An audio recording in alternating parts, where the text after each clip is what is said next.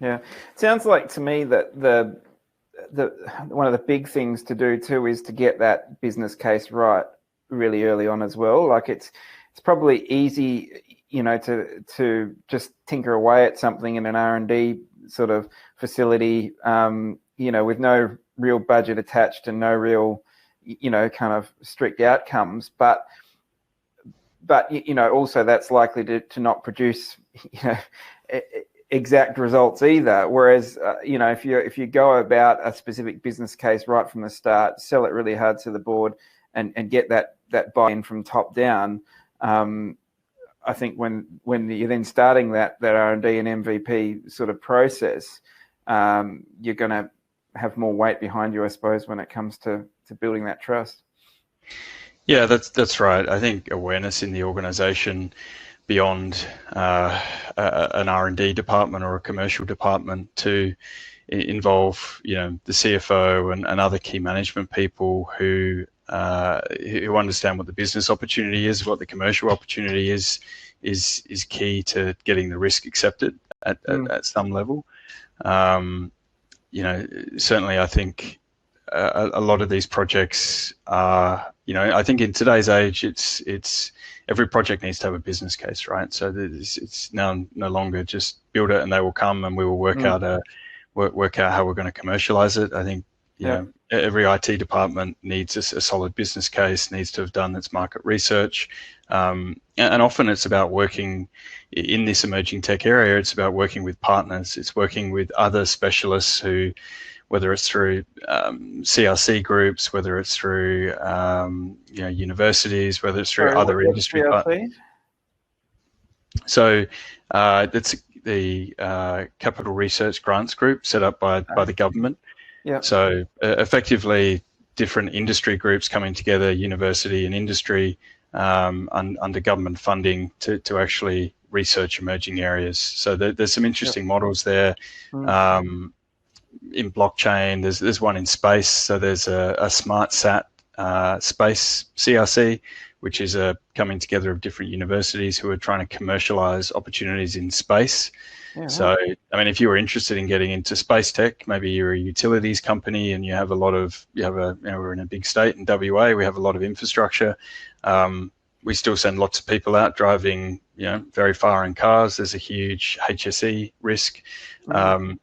Satellite imagery and using satellites and using AI to actually detect how satellite imagery changes I think offers great opportunity for many of our companies. But, people probably feel, well, we're not experts in satellite imagery. How do we get started? And those kind of forums like the SmartSat CRC are excellent forums. You've got astronauts in there, you've got AI people, you've got satellite people, people who understand the data, people who are trying to commercialize it.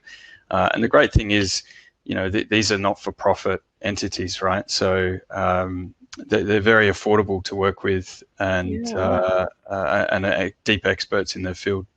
I had no idea that was even a thing. So, the fact that kind of, like you say, satellite imagery and technology is available, in a fairly mainstream way for business. That makes real sort of benefit of the whole space industry then from a business perspective.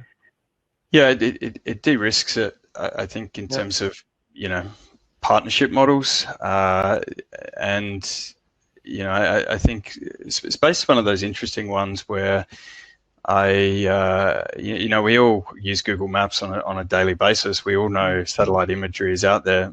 Maybe Google Maps is doing us a bit of a disservice in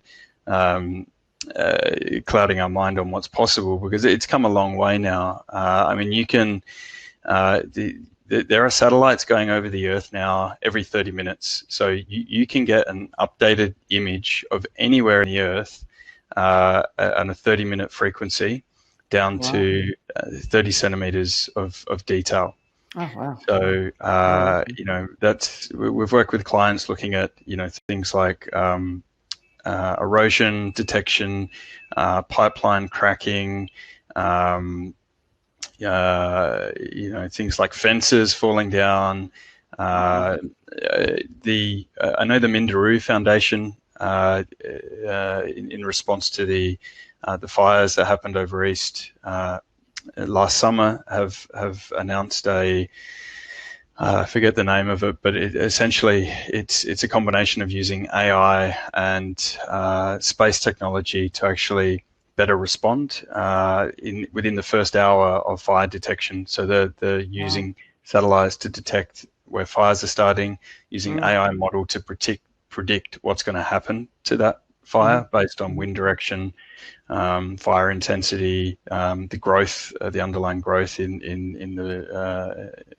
the bush, and then they're using that to better coordinate how the response effort is coordinated. So, I mean, that's a great example of how, bringing some of these different technologies together in unison can really make a step change in what's possible from, what is today, I think in terms of firefighting response, often a very,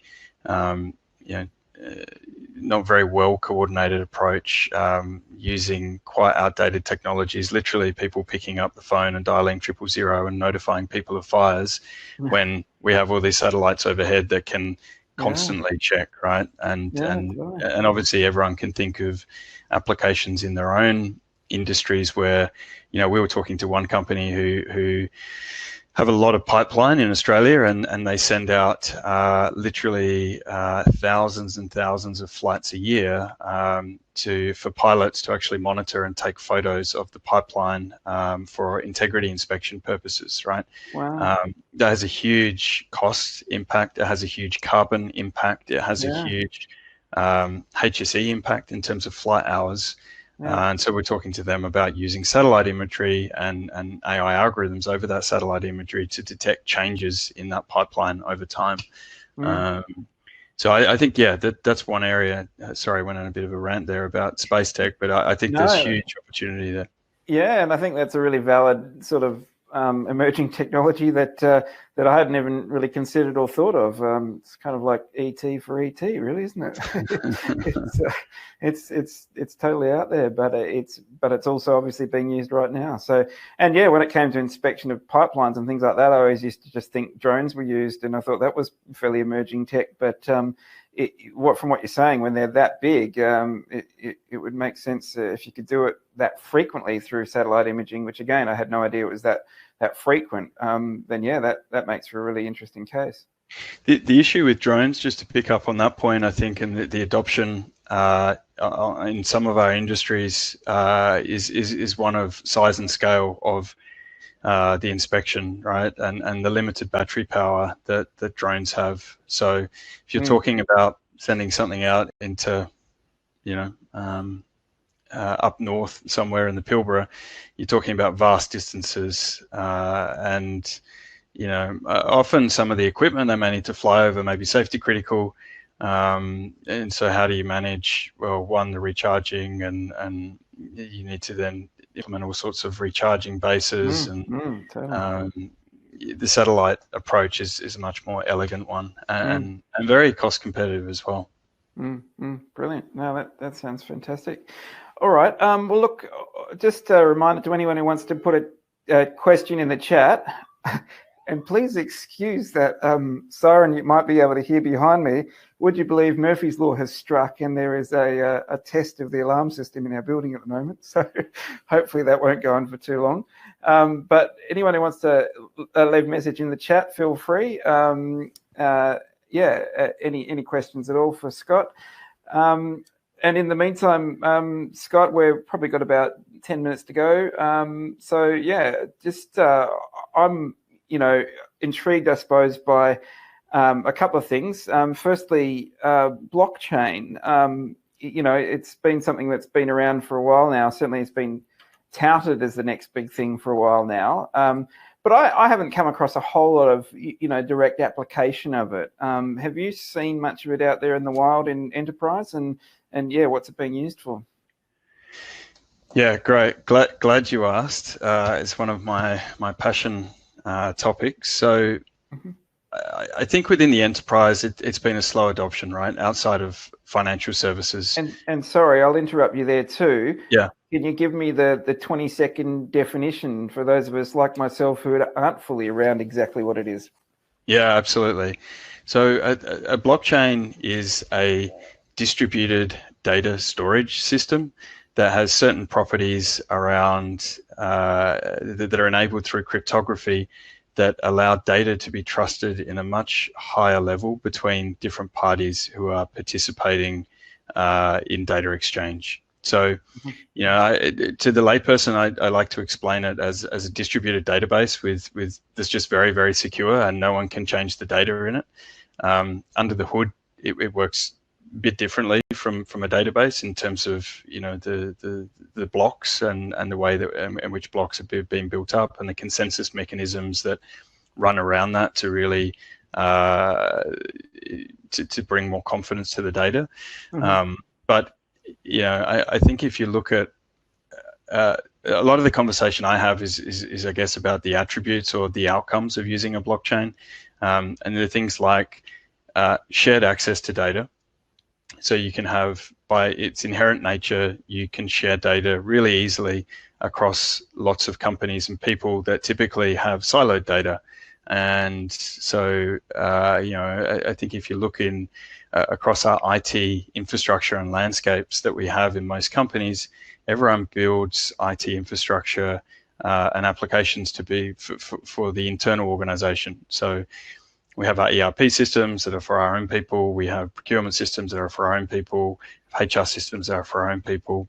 We don't open these systems up to our competitors or to our business partner. How do we communicate with them? Well, we use email.